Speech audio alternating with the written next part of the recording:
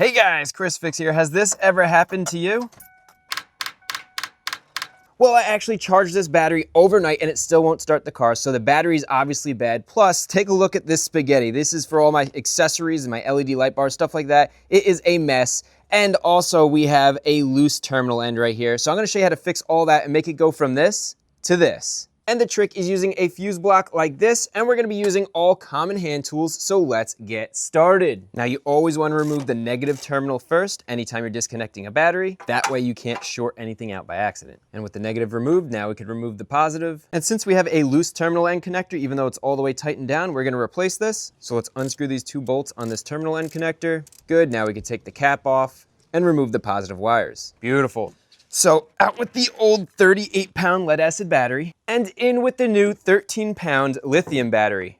So not only are we saving 25 pounds, we're also gaining 500 cold cranking amps, and this company puts a jump start feature in their battery. So if you run the battery all the way down so there's no juice, you just press this button right here and it stores up enough energy to give you the opportunity to start your car so you don't get stranded. Next, let's install the battery tie down. My truck has never had one of these since I bought it, and it's very important to have one because in an accident, you don't want your battery flying around. So just tighten that down, and that's not going anywhere. Next, we want to clean off any corrosion on the positive wires so we have a good clean connection. Then mount the terminal end connector on the positive terminal and get the positive wires in place. And clamp it down until it tightly squeezes the copper together for a good connection.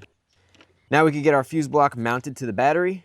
Looks good right here, and now we could add the connection to the battery. And I made this by getting two terminal end connectors, placing them inside each other and crimping them together. You could also run a 2-gauge wire here, and thicker copper is definitely necessary for this fuse block because we're gonna be running 50 amps maximum through this with all the accessories on at once. A thin wire will just burn up. Now we have a mess of our old wires, so let's fix this.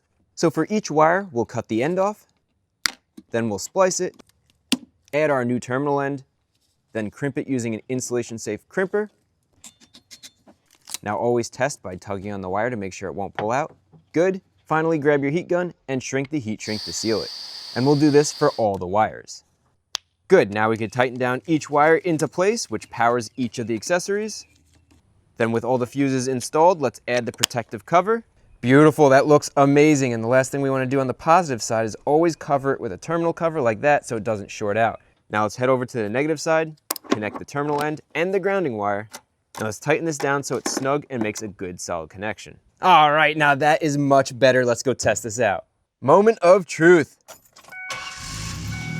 Beautiful, she started right up. Now let's test out the accessories. And everything is working as it should. Job well done.